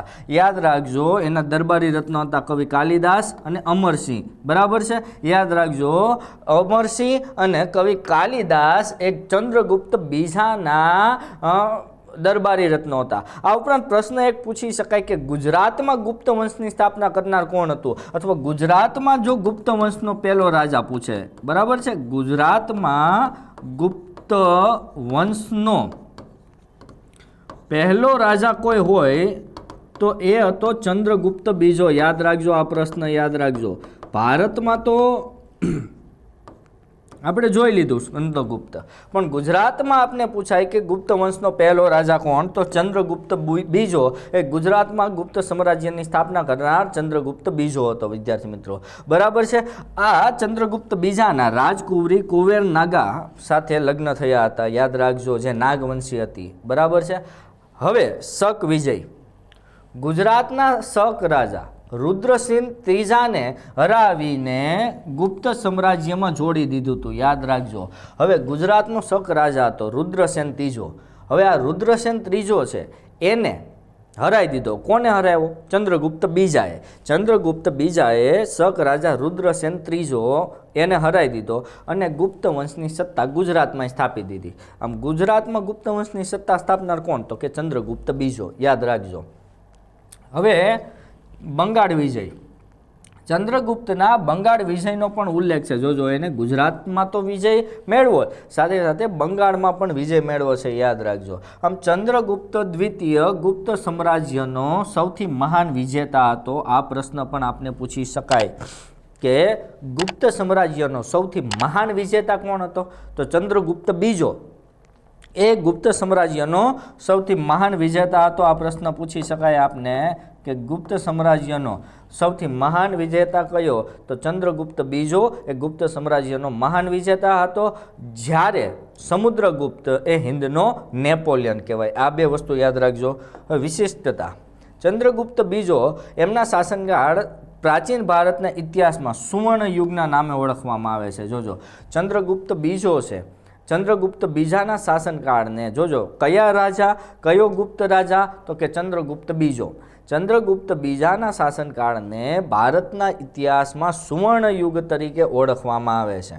હવે એની સામ્રાજ્યની સીમા પશ્ચિમમાં સૌરાષ્ટ્રથી લઈને વાયવ્યમાં હિન્દ અને પૂર્વ હિન્દમાં બંગાળ સુધી વિસ્તરેલી હતી. યાદ રાખજો, પશ્ચિમમાં સૌરાષ્ટ્ર, વાયવ્યમાં હિન્દ મહાસાગર અને પૂર્વમાં બંગાળ સુધી વિસ્તરેલી હતી. ચંદ્રગુપ્ત બીજાના સમયમાં ચીની પ્રવાસી ફાહિયાન ભારત આવ્યો હતો. આ પણ પ્રશ્ન મોસ્ટ આઈએમપી. ચંદ્રગુપ્ત બીજાના સમયમાં ચીની પ્રવાસી ફાહિયાન ભારતમાં આવ્યો હતો. પ્રશ્ન કઈ રીતે પૂછી શકાય? તો નીચેનામાંથી કયા શાસકના સમયમાં ચીની પ્રવાસી ફાહિયાન ભારતમાં આવ્યો હતો? ઓપ્શન હોય ચંદ્રગુપ્ત પહેલો, ચંદ્રગુપ્ત બીજો, સમુદ્રગુપ્ત કે સ્કંદગુપ્ત. તો ચંદ્રગુપ્ત બીજાના સમયમાં ચીની પ્રવાસી ફાહિયાન એ ભારતમાં આવ્યો હતો. આ પ્રશ્ન પૂછી શકાય, યાદ રાખજો વિદ્યાર્થી મિત્રો. બરાબર છે. અને ચંદ્રગુપ્ત બીજો એ ભારતના ઇતિહાસમાં સુવર્ણ યુગના નામે ઓળખાય છે, એમનો શાસનકાળ. હવે કુમારગુપ્ત, ચંદ્રગુપ્ત બીજો છે, પછી એનો પુત્ર કુમારગુપ્ત, બરાબર છે, એ શાસન પર આવ્યો. જોજો, કુમારગુપ્ત પહેલો, એના પિતાનું નામ હતું ચંદ્રગુપ્ત બીજો. ઉપાધિ મહેન્દ્રાદિત્ય. જોજો, મંદસૌર અભિલેખ પ્રમાણે એને મહેન્દ્રાદિત્ય ઉપાધિ મળી હોય એવું માનવામાં આવે છે. કયા અભિલેખ પ્રમાણે? મંદસૌર અભિલેખ પ્રમાણે ચંદ્રગુપ્ત બીજાને, ચંદ્રગુપ્ત બીજો નહીં, કુમારગુપ્ત પહેલાને કઈ કુમારગુપ્ત પહેલો કઈ ઉપાધિ ધરાવતો હતો? તો કે મહેન્દ્રાદિત્ય નામની ઉપાધિ ધરાવતો હતો. જે આ કુમારગુપ્ત પહેલો છે, કુમારગુપ્ત પહેલાના સિક્કામાં ગરુડની નિશાની જોવા મળે છે, અથવા ગરુડ આકૃતિનું રાજચિહ્ન જોવા મળે છે. એટલે આપણે એવું કહી શકીએ કે કુમારગુપ્ત પહેલાના રાજ્ય શાસનકાળ દરમિયાન ગરુડ છે એ રાજચિહ્ન હશે. બરાબર છે. કુમારગુપ્તના સમયમાં મથુરાની જૈન પ્રતિમા, નાલંદાની સુલતાનગંજની બૌદ્ધ મૂર્તિ તૈયાર થઈ હતી. મોસ્ટ આઈએમપી પ્રશ્ન પૂછી શકાય કે મથુરાની જૈન પ્રતિમા કોના સમયમાં? તો કે કુમારગુપ્તના પહેલાના સમયમાં. આ ઉપરાંત બીજો પ્રશ્ન પૂછી શકાય, નાલંદાની સુલતાનગંજની બૌદ્ધ મૂર્તિ કોના સમયમાં? તો કે કુમારગુપ્તના સમયમાં. યાદ રાખજો, જૈન પ્રતિમા તે અને બૌદ્ધ મૂર્તિ તે, નાલંદાના સુલતાનગંજની બૌદ્ધ મૂર્તિ બંને કુમારગુપ્ત પહેલાના સમયમાં તૈયાર થઈ હતી.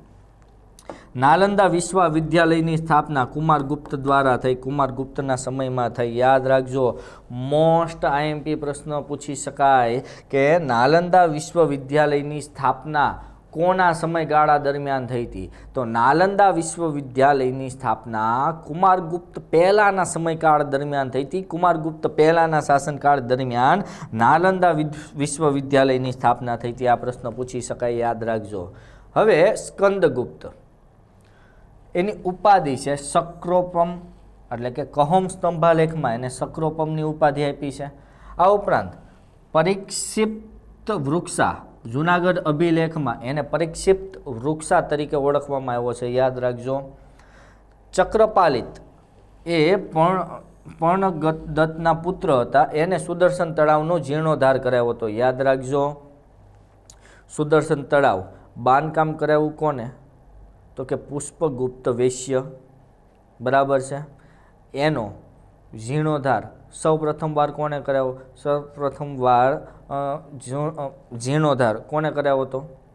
તૃષાસ્પ.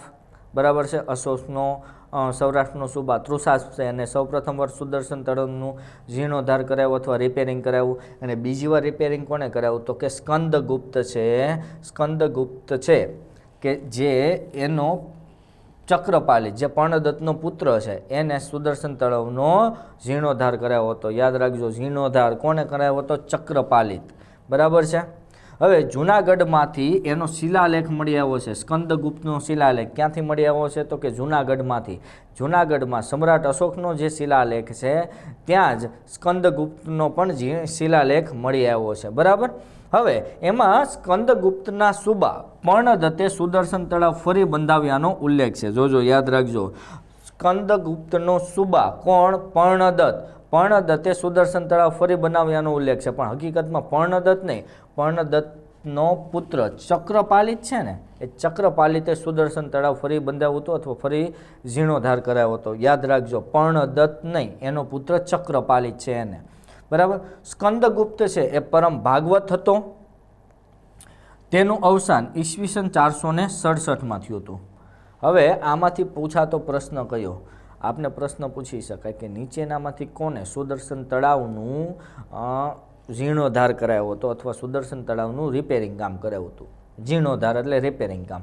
તો સુદર્શન તળાવનું જીર્ણોદ્ધાર કરાવનાર કોણ હતો? ચક્રપાલિત, જે પર્ણદત્તનો પુત્ર હતો. અને આ પર્ણદત્ત કોણ હતો? તો કે સ્કંદગુપ્તનો સુબો, એ પર્ણદત્ત હતો. અને આ પર્ણદત્તનો પુત્ર ચક્રપાલિત, આ ચક્રપાલિતે સુદર્શન તળાવનું ફરી બાંધકામ કરાવ્યું હતું. યાદ રાખજો, એ પરમ ભાગવત એટલે કે વૈષ્ણવ ધર્મમાં માનનાર હતો. હવે ઇતિહાસમાં સ્કંદગુપ્ત બાદ ગુપ્ત વંશના વારસદારોને ગૌણગુપ્ત કહેવાય. યાદ રાખજો, સ્કંદગુપ્ત છેલ્લો મહાન પ્રતાપી રાજા. એના પછીના જે પણ કંઈ ગુપ્ત વંશના રાજાઓ છે એને ગૌણગુપ્ત કહેવાય. ગૌણગુપ્ત રાજાઓમાં બુદ્ધગુપ્ત, વેનગુપ્ત, ભાનુગુપ્ત, નરસિંહગુપ્ત, બાલાદિત્ય, કુમારગુપ્ત બીજો અને અંતે વિષ્ણુગુપ્તનો સમાવેશ થાય. તો આપને પૂછી શકાય કે ભાઈ ગુપ્ત યુગનો છેલ્લો રાજા કયો? તો કે વિષ્ણુગુપ્ત. ગુપ્ત યુગનો અથવા ગુપ્ત વંશનો છેલ્લો રાજા વિષ્ણુગુપ્ત. યાદ રાખજો, પ્રશ્ન પૂછી શકાય કે ગુપ્ત યુગનો છેલ્લો રાજા અથવા ગુપ્ત વંશનો છેલ્લો રાજા કયો છે? તો છેલ્લો રાજા છે વિષ્ણુગુપ્ત. બરાબર છે. ઈસવીસન 550 સુધીમાં ગુપ્ત સામ્રાજ્યનું પતન થઈ ગયું. સ્કંદગુપ્ત એ ગુપ્ત વંશનો છેલ્લો મહાન રાજા. જોજો, છેલ્લો મહાન રાજા પૂછે ને, ગુપ્ત વંશનો છેલ્લો મહાન રાજા તો સ્કંદગુપ્ત. અને ગુપ્ત યુગનો છેલ્લો રાજા, મહાન શબ્દ ન હોય ને એવું પૂછે કે ગુપ્ત વંશનો છેલ્લો રાજા કોણ હતો? તો વિષ્ણુગુપ્ત એ ગુપ્ત વંશનો છેલ્લો રાજા હતો. પ્રશ્ન આ રીતે પૂછી શકાય. યાદ રાખજો. હવે ગુપ્ત વંશ પછી પલ્લવ વંશ. બે વંશની વાત કરી ગયા આપણે, મૌર્ય વંશ, ગુપ્ત વંશ. હવે આપણે જોઈએ પલ્લવ વંશ. પલ્લવ વંશ એ દક્ષિણ ભારતમાં શાસન કર્યું હતું. પલ્લવ રાજવંશનું મૂળ સ્થાપન ટોન્ડ મંડલમમાં થયું હતું. યાદ રાખજો, પ્રશ્ન પૂછી શકાય. પલ્લવ વંશનું મૂળ સ્થાપન કેમાં થયું હતું? ટોન્ડ મંડલમ. ટોન્ડ મંડલમમાં પલ્લવ રાજવંશનું સ્થાપન થયું હતું. પલ્લવ રાજવંશ એની રાજધાની હતી કાંચીપુરમ. યાદ રાખજો, પલ્લવોની રાજધાની કઈ હતી? કાંચીપુરમ એ પલ્લવોની રાજધાની હતી. પ્રશ્ન પૂછી શકાય કે પલ્લવ વંશની રાજધાની કઈ? તો કે કાંચીપુરમ. બરાબર છે. હવે પલ્લવ વંશનો સૌથી પહેલો રાજા સિંહ વિષ્ણુ. પલ્લવ વંશના સૌથી પહેલા અને મહત્વપૂર્ણ રાજા તરીકે આપણે સિંહ વિષ્ણુને ગણવામાં આવે છે. યાદ રાખજો, પુરાતત્વીય સ્ત્રોત પરથી જાણવા મળે કે આ સિંહ વિષ્ણુ વૈષ્ણવ હતા. એ સિવાય એના વિશે કોઈ મહત્વની બીજી કોઈ માહિતી મળતી નથી. સિંહ વિષ્ણુ વિશે એટલી માહિતી મળે કે એ વૈષ્ણવ હતા, ભગવાન શ્રી કૃષ્ણને માનવાવાળા હતા, વૈષ્ણવ હતા અથવા ભાગવત હતા. વૈષ્ણવ એને બીજા નામે ભાગવત નામે ઓળખી શકાય. યાદ રાખજો.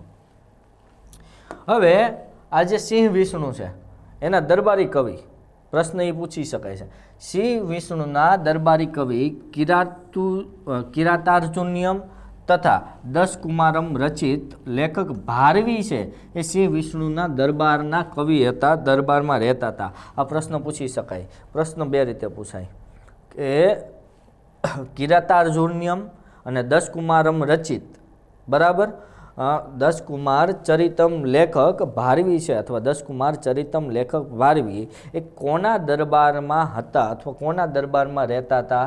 તો સિંહ વિષ્ણુના દરબારના રાજકવિ કોણ હતા? લેખક ભારવી છે ને, એ સિંહ વિષ્ણુના દરબારમાં રહેતા હતા અથવા સિંહ વિષ્ણુના દરબારી કવિ હતા અથવા ભારવીએ નીચેનામાંથી કયું પુસ્તક ભારવીનું છે? તો કિરાતાર્જુનિયમ અને દસમ કુમાર ચરિતમ અથવા 10 કુમાર ચરિતમ. બરાબર, આ 10 કુમાર ચરિતમ એ ભારવીનું એક પુસ્તક છે અથવા ભારવીનું એક લેખ છે. વિદ્યાર્થી મિત્રો યાદ રાખજો. મહેન્દ્રવર્મન પ્રથમ, પલ્લવ વંશનો ઉત્કર્ષ મહેન્દ્રવર્મન પ્રથમના શાસન દરમિયાન થયો હતો. આ પ્રશ્ન પૂછી શકાય. પલ્લવ વંશનો ઉત્કર્ષ કોના શાસનકાળ દરમિયાન થયો હતો? તો પલ્લવ વંશનો ઉત્કર્ષ મહેન્દ્રવર્મન પ્રથમના શાસન સાથે થયો હતો. આ પ્રશ્ન યાદ રાખજો. મહેન્દ્રવર્મન પ્રથમ મતવિલાસ પ્રહસનની રચના કરી હતી. આ પ્રશ્ન પૂછી શકાય. નીચેનામાંથી કયા રાજાએ મતવિલાસ પ્રહસનની રચના કરી હતી? તો મહેન્દ્રવર્મન પ્રથમ છે એને મતવિલાસ પ્રહસનની રચના કરી હતી. વિદ્યાર્થી મિત્રો યાદ રાખજો. આ મહેન્દ્રવર્મન પ્રથમ છે પ્રારંભમાં જૈનમાં માનવાવાળો હતો, જૈન ધર્મમાં માનવાવાળો હતો, પરંતુ નૈનાર સંત અપ્પારથી પ્રભાવિત થયો હતો. જોજો કયા સંત? નૈનાર સંત અપ્પારથી આ પ્રભાવિત થઈ ગયો મહેન્દ્રવર્મન અને એને શૈવ ધર્મ અપનાવી લીધો. જોજો શરૂઆતમાં એ જૈન ધર્મમાં માનવાવાળો હતો, જૈન ધર્મમાં એ મતાનુયાયી એટલે કે જૈન ધર્મમાં માનવાવાળો હતો, પણ ધીરે ધીરે ધીરે એ નૈનાર સંત અપ્પારથી પ્રભાવિત થઈ ગયો અને નૈનાર સંત અપ્પારથી પ્રભાવિત થઈને એને શૈવ ધર્મ અપનાવી લીધો.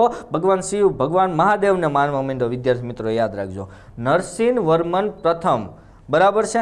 મહેન્દ્રવર્મન પ્રથમ પછી ત્રીજો રાજા કોણ છે? તો કે નરસિંહવર્મન પ્રથમ એ ત્રીજો રાજા છે. હવે દંડીન નામના વિદ્વાન તેના દરબારમાં રહેતા હતા. આ પ્રશ્ન પૂછી શકાય છે, યાદ રાખજો. બરાબર છે કે દંડીન નામના વિદ્વાન કોના દરબારમાં રહેતા હતા? તો નરસિંહવર્મન પ્રથમ છે. તો નરસિંહવર્મન પ્રથમના દરબારમાં દંડીન નામના વિદ્વાન રહેતા હતા. તેમણે કાંચીના કૈલાસનાથ મંદિરનું નિર્માણ કરાવ્યું છે. બે પ્રશ્ન મહત્વના. હવે જે પણ સ્લાઇડમાં આપણે જે પણ કંઈ લેવાના છે બધા જ મહત્વના પ્રશ્ન પરીક્ષામાં પૂછાઈ શકે એવા પ્રશ્ન છે, યાદ રાખજો. દંડીન નામના વિદ્વાન કોના દરબારમાં રહેતા હતા? તો નરસિંહવર્મન પ્રથમના દરબારમાં દંડીન નામના વિદ્વાન રહેતા હતા. બીજો પ્રશ્ન પૂછી શકાય, કાંચીના કૈલાસનાથ મંદિરનું નિર્માણ કોને કર્યું? તો નરસિંહવર્મને કાંચીના કૈલાસનાથ મંદિરનું નિર્માણ કરાવ્યું છે. વિદ્યાર્થી મિત્રો યાદ રાખજો. હવે નંદીવર્મન બીજો એ વૈષ્ણવ ધર્મનો અનુયાયી હતો, બરાબર છે. અને આ નંદીવર્મન બીજો છે એને રાષ્ટ્રકૂટ શાસક દંતી દુર્ગની પુત્રી રેવા સાથે લગ્ન કર્યા હતા. આ બે પ્રશ્ન યાદ રાખજો. રાષ્ટ્રકૂટ શાસક દંતી દુર્ગની પત્ની રેવા સાથે લગ્ન કરનાર કોણ હતો? નંદીવર્મન બીજો એને રાષ્ટ્રકૂટ શાસક દંતી દુર્ગની પુત્રી રેવા સાથે લગ્ન કર્યા હતા. અપરાજિત એ પલ્લવ વંશનો સૌથી છેલ્લો રાજા, અંતિમ મહત્વપૂર્ણ શાસક હતો. આ પ્રશ્ન યાદ રાખવાનો. પહેલો અને છેલ્લો શાસક હંમેશા દરેક વંશનો યાદ રાખવાનો. તો અપરાજિત એ પલ્લવ વંશનો અંતિમ મહત્વપૂર્ણ શાસક હતો. મતલબ એના પછી પલ્લવ વંશના શાસકો હશે પણ સૌથી મહત્વપૂર્ણ શાસક હોય ને અંતિમ, તો અપરાજિત.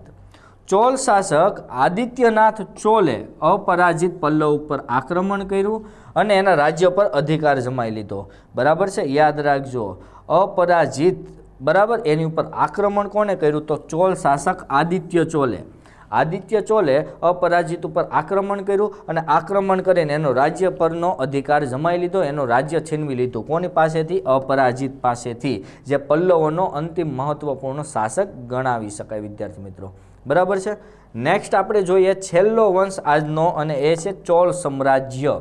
ચોલ વંશ દક્ષિણ ભારતમાં વર્તમાનના તાંજોર, ત્રિચિન્નાપલ્લી, પુદુક્કોટઈ ના પ્રદેશમાં આ સામ્રાજ્ય આવેલું હતું. યાદ રાખજો પ્રશ્ન.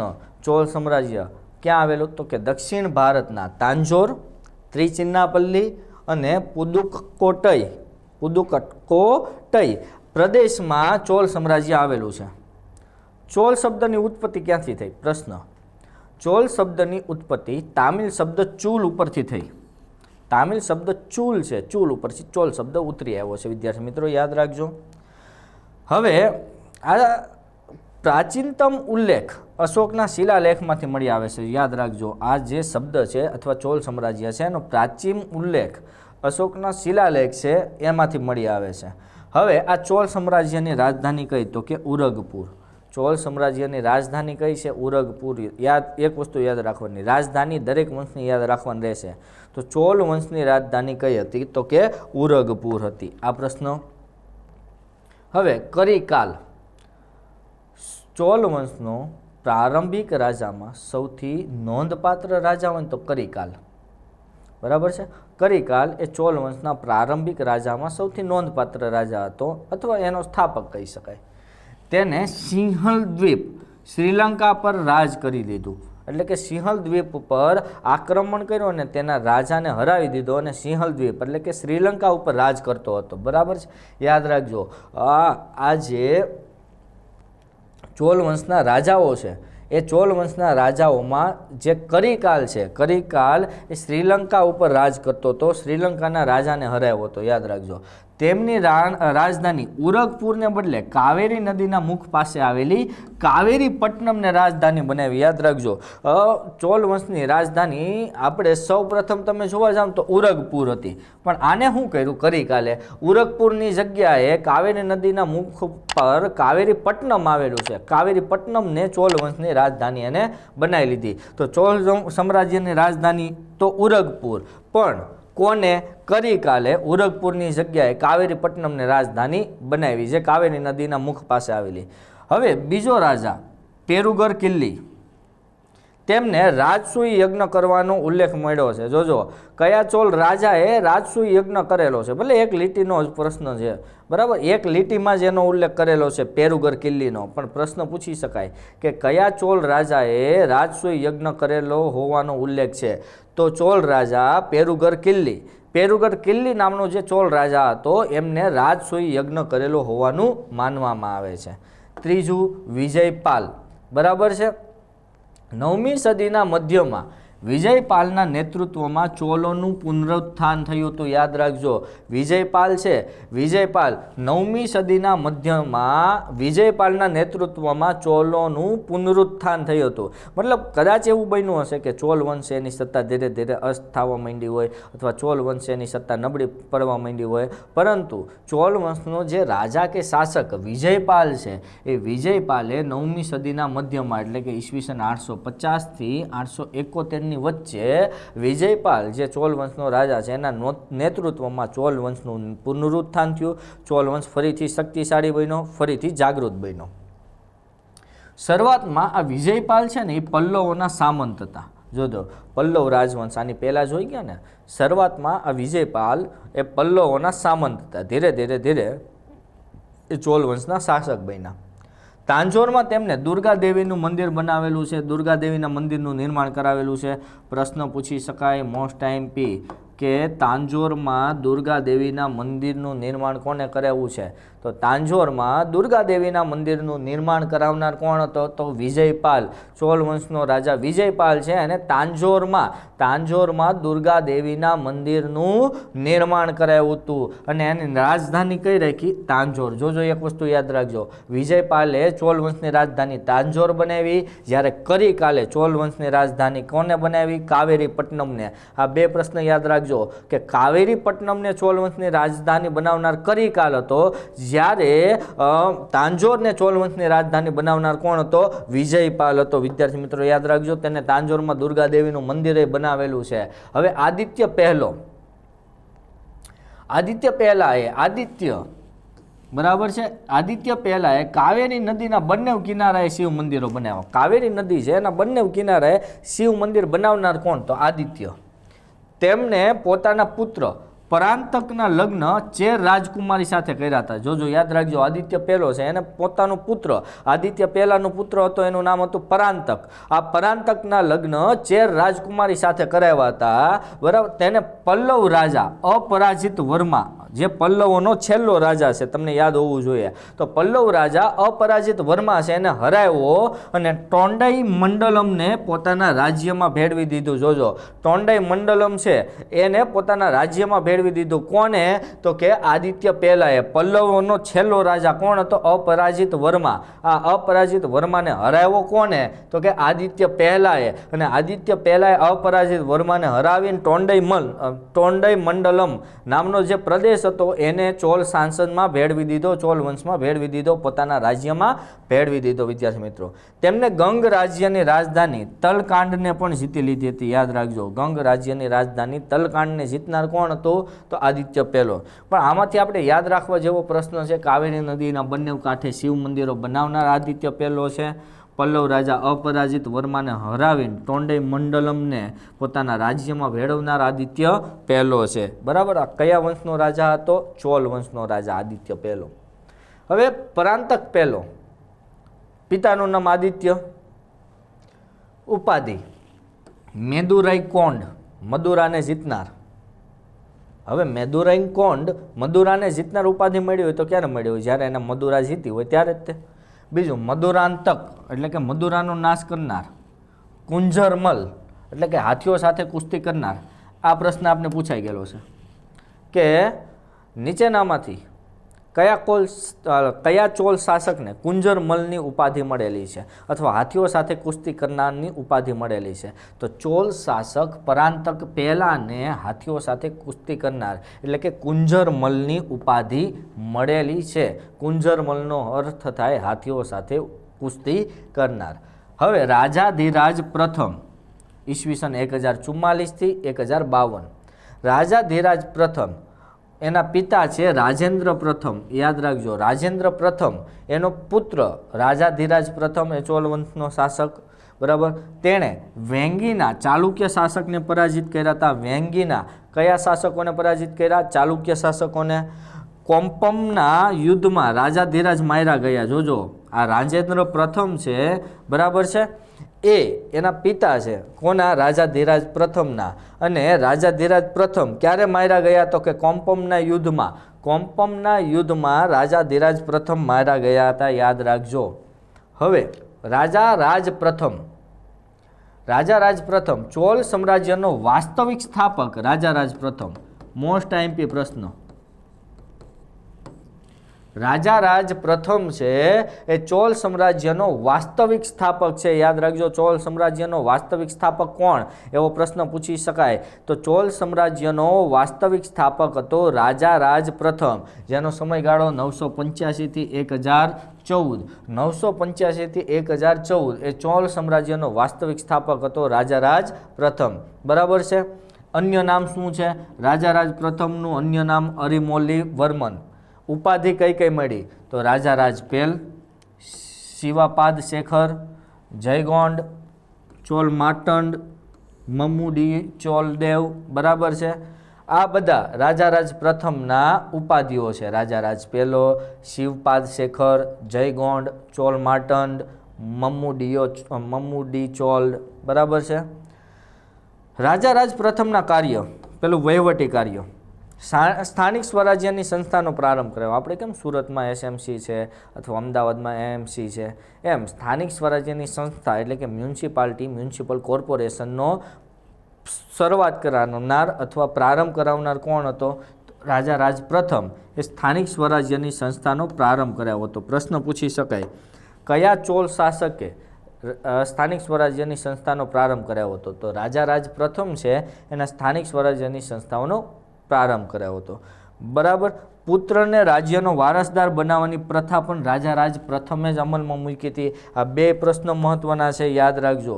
પુત્રને રાજ્યનો વારસદાર બનાવવાની પ્રથા કોને, કયા ચોલ રાજાએ અમલમાં મૂકી હતી? તો પુત્રને રાજ્યનો વારસદાર બનાવવાની પ્રથા રાજારાજ પ્રથમે અમલમાં મૂકી હતી. સ્થાનિક સ્વરાજ્યની સંસ્થાઓ છે એનો પ્રારંભ પણ રાજારાજ પ્રથમે કરાયો હતો. બરાબર છે.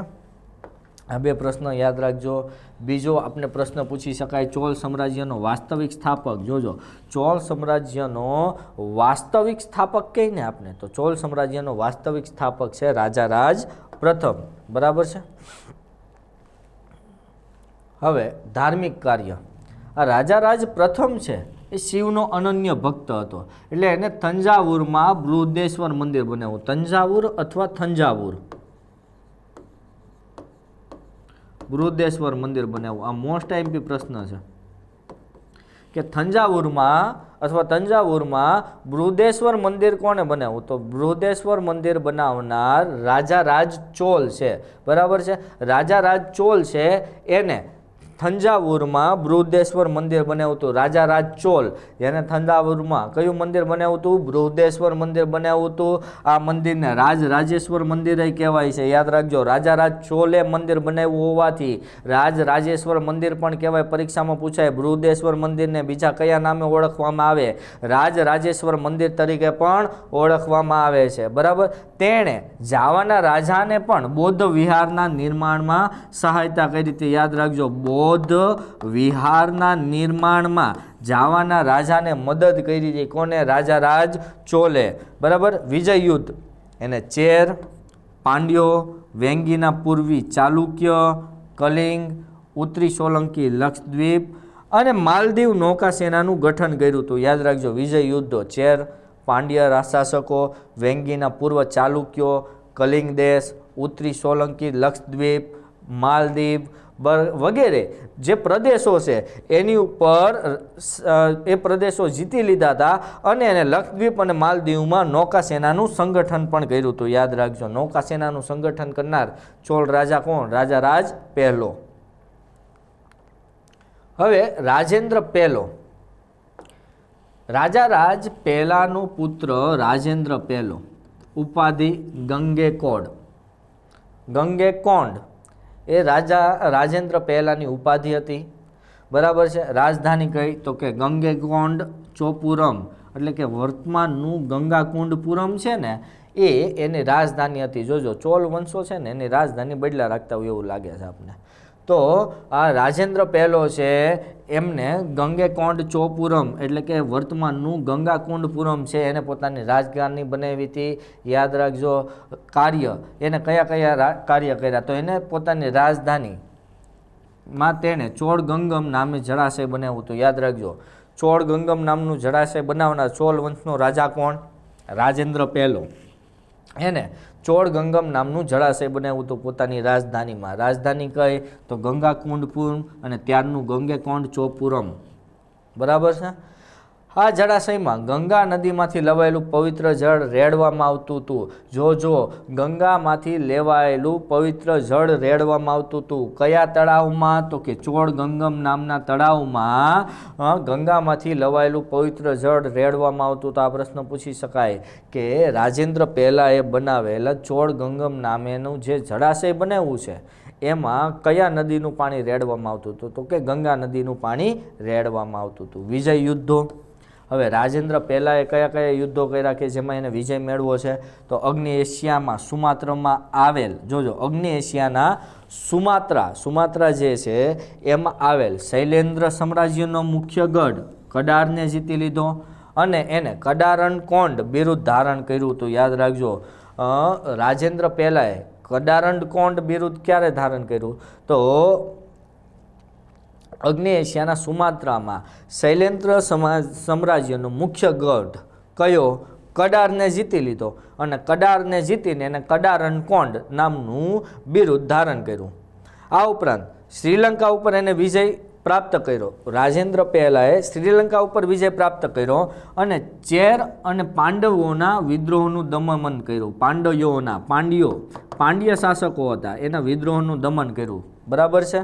આ ઉપરાંત તેણે નૌકાસેનાની મદદથી મલાયા અને સુમાત્રા ઉપર વિજય મેળવો. જોજો યાદ રાખજો, મલાયા અને સુમાત્રા ઉપર વિજય મેળવનાર કોણ હતું? તો કે રાજેન્દ્ર પહેલો. એને નૌકાસેનાની મદદથી મલાયા અને સુમાત્રા ટાપુ ઉપર વિજય મેળવો.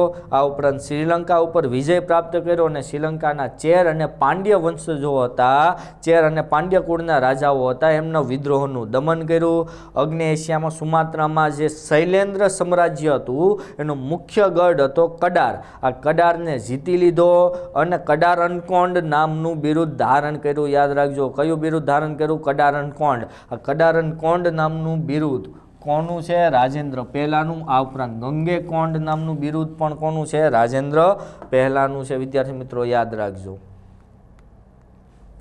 રાજેન્દ્ર પહેલા પછી રાજેન્દ્ર બીજો. રાજેન્દ્ર બીજાએ સોમેશ્વરની સેનાને હરાવી. અને યુદ્ધ ક્ષેત્રમાં પોતાનો અભિષેક કરાવ્યો. જોજો યુદ્ધ ક્ષેત્રમાં એટલે જ્યાં યુદ્ધ થતું હતું, યુદ્ધ ભૂમિ હતી, રણભૂમિ હતી, યુદ્ધ ક્ષેત્ર હતું, ત્યાં જ પોતાનો રાજ્યાભિષેક કરાવ્યો. તો આ પ્રશ્ન આપણે અવારનવાર પરીક્ષામાં પૂછી શકાય એવો છે કે યુદ્ધ ક્ષેત્રમાં પોતાનો રાજ્યાભિષેક કરનાર ચોલ વંશનો રાજા કયો હતો? તો રાજેન્દ્ર બીજો. રાજેન્દ્ર બીજો છે, એને યુદ્ધ ક્ષેત્રમાં પોતાનો રાજ્યાભિષેક કરાવ્યો હતો. યાદ રાખજો, એને સોમેશ્વરની સેનાને હરાવી દીધી અને સેનાને હરાવીને યુદ્ધ ક્ષેત્રમાં જ પોતાનો રાજ્યાભિષેક કરી નાખ્યો. બહુ ઉતાવળો હોય છે એટલે યુદ્ધ ક્ષેત્રમાં કે રાજમહેલમાં જઈને રાજ્યાભિષેક કરાવવાનો સમય નથી, અહીંયા રાજ્યાભિષેક કરી નાખો. બરાબર, એટલે યુદ્ધ ક્ષેત્રમાં રાજ્યાભિષેક કરાવ્યો હતો રાજેન્દ્ર બીજાએ. પછી વીર રાજેન્દ્ર, એ રાજેન્દ્ર બીજાનો ભાઈ હતો. આ વીર રાજેન્દ્ર છે એ રાજેન્દ્ર બીજાનો ભાઈ હતો, જે રાજેન્દ્ર બીજા પછી શાસન પર આવે છે ચોલ સામ્રાજ્યના. તેને કલ્યાણીના ચાલુક્ય રાજા સોમેશ્વરને હરાવ્યા હતા. યાદ રાખજો, કલ્યાણીના ચાલુક્ય રાજા સોમેશ્વરને હરાવનાર કોણ હતું? વીર રાજેન્દ્ર. બરાબર, વીર રાજેન્દ્ર છે ને કલ્યાણીના ચાલુક્ય રાજા સોમેશ્વરને હરાવ્યા હતા. અધિરાજેન્દ્ર, પેલો રાજેન્દ્ર બીજો, વીર રાજેન્દ્ર, અધિરાજેન્દ્ર. પિતા કોણ? વીર રાજેન્દ્ર. વીર રાજેન્દ્ર પછી એનો પુત્ર વીર રાજેન્દ્ર પછી એનો પુત્ર અધિરાજેન્દ્ર છે, એ ચોલ વંશનો શાસક બને છે. વીર રાજેન્દ્ર પછી કોણ? એનો પુત્ર અધિરાજેન્દ્ર એ ચોલ વંશનો શાસક બને છે. એનો શાસનકાળનો પ્રારંભ 1070માં થયો હતો. યાદ રાખજો. હવે એના શાસનકાળના પહેલા જ વર્ષમાં એને બળવાનો સામનો કરવો પડ્યો અને જે વિદ્રોહીઓએ બળવા કર્યા એનો બળવાનો સામનો કરતાં કરતાં અધિરાજેન્દ્ર મૃત્યુ પામ્યો અને આ રીતે ચોલ વંશનો અંત આવ્યો. વિદ્યાર્થી મિત્રો યાદ રાખજો. તો આપણે પૂછી શકાય ચોલ વંશનો છેલ્લો રાજા કોણ? તો કે અધિરાજેન્દ્ર એ ચોલ વંશનો છેલ્લો રાજા છે. બરાબર છે. અને આપને એવું પૂછાય કે ચોલ વંશનો વાસ્તવિક સ્થાપક કોણ? તો રાજારાજ પ્રથમ, જેને થંજાવુરમાં બૃહદેશ્વર મંદિર બનાવ્યું, એ ચોલ વંશનો વાસ્તવિક સ્થાપક છે. અને આપને એવું પૂછી શકાય કે ચોલ વંશની સ્થાપના કરનાર કોણ હતો? તો કરિકાલ છે. કરિકાલ એને પ્રારંભિક ચોલ વંશનો નોંધપાત્ર રાજા હતો. મતલબ એની સ્થાપના તો નહોતી કરી, પણ આમ નોંધપાત્ર રાજા કહી શકીએ ને તો કરિકાલ. અને અંતિમ રાજા તરીકે આપણે ચોલ વંશનો અંતિમ રાજા આપણે જોઈએ તો અંતિમ રાજા કોણ થાય છે? તો ચોલ વંશનો અંતિમ રાજા થાય આધિરાજેન્દ્ર, જે ચોલ વંશનો અંતિમ રાજા છે, જે પોતાના શાસનકાળના પહેલા જ વર્ષમાં બળવાઓનો સામનો કરતા મૃત્યુ પામ્યો. તો વિદ્યાર્થી મિત્રો આજે આપણે 4 શાસનકાળનો પરિચય મેળવ્યો: મૌર્યકાળ, ગુપ્તકાળ, ચોલ વંશ અને પલ્લવ વંશ. આશા રાખું છું વિડીયો ગમ્યો હશે. વિડીયો ગમ્યો હોય તો એક લાઇક જરૂરથી કરજો. બીજું કોઈ પણ કોમ્પિટિટિવ એક્ઝામની તૈયારી માટે આપણે આઈસીએસની વેબસાઇટ ઉપર તમે આવી શકો છો. આ ઉપરાંત આઈસીએસનો સંપર્ક કરી શકો છો. હવે આપણે એક છેલ્લો પોઈન્ટ જોવાનો છે: ચોલ સામ્રાજ્યનું સાંસ્કૃતિક જીવન. ચોલ સામ્રાજ્યમાં તામિલ ભાષાનો સુવર્ણ યુગ હતો. પરીક્ષામાં આ પ્રશ્ન પૂછી શકાય કે ચોલ સામ્રાજ્યમાં કઈ ભાષાનો સુવર્ણ યુગ હતો? તામિલ ભાષાનો. અથવા બીજો પ્રશ્ન એમાં પૂછી શકાય કે તામિલ ભાષાનો સુવર્ણ યુગ કયા સામ્રાજ્યમાં હતો? તો કે ચોલ સામ્રાજ્યમાં હતો. મંદિરો, બરાબર છે. તો ચોલ સામ્રાજ્યમાં જે મંદિરો બન્યા એ પલ્લવ શૈલી અથવા દ્રવિડ સ્થાપત્ય શૈલીમાં મંદિરો બન્યા છે. બરાબર. બૃહદેશ્વર મંદિર આપણે અગાઉ વાત કરી, તાંજોર ખાતે મહાન રાજારાજ પ્રથમે બૃહદેશ્વર મંદિર બનાવ્યું હતું, જે રાજરાજેશ્વર મંદિર તરીકે પણ ઓળખાય છે. પરાંતક પ્રથમના સમયનું વેંકટ માધવકૃત ઋગ્વેદ પરનું ભાષ્ય, આ પણ એક મહત્વનું છે. બરાબર છે. આપણે પૂછી શકાય કે વેંકટ માધવકૃત ઋગ્વેદ પરનું ભાષ્ય, બરાબર, એ કયા સમયનું છે? તો કે પરાંતક પ્રથમ, ચોલ વંશનો રાજા પરાંતક પ્રથમ છે. આ પરાંતક પ્રથમના સમયનું વેંકટ માધવકૃત ઋગ્વેદનું ભાષ્ય છે, એ પણ એક મહત્વનું છે. આ ઉપરાંત રાજારાજ બીજો છે, એના સમયમાં કેશવ સ્વામી નામના વિદ્વાને નાના ધોરણવ સંક્ષેપ નામનો કોષ પ્રગટ કર્યો હતો. યાદ રાખજો, આ પણ પ્રશ્ન આપણે પૂછી શકાય. રાજારાજ બીજાના સમયમાં કેશવ સ્વામી નામનો એક વિદ્વાન હતો, એને નાના ગૌણવ નામનો સંક્ષેપ્ત કોષ, બરાબર છે, પ્રગટ કર્યો હતો. વિદ્યાર્થી મિત્રો આ બધા પ્રશ્નો પૂછી શકાય. હવે વિદ્યાર્થી મિત્રો કોઈ પણ કોમ્પિટિટિવ એક્ઝામની તૈયારી માટે આઈસીએસનો તમે સંપર્ક કરી શકો છો. બરાબર છે. સંપર્કની બધી જ ડિટેલ અહીંયા સ્ક્રીન પર છે. આ ઉપરાંત સ્ક્રીન પર દેખાતા તમામ કોર્સિસ છે એ આઈસીએસ દ્વારા ઉપલબ્ધ છે. કોઈ પણ કોર્સિસની અસિસ્ટન્ટ માટે ક્વેરી માટે તમે અહીં આઈસીએસનો સંપર્ક કરી શકો છો. વિડીયો જો એન્જોય કર્યો હોય તો વિડીયોને એક લાઇક જરૂર કરજો. અને અવર મોટો is keep learning, keep educating, because as we all know education is life it self. Thank you.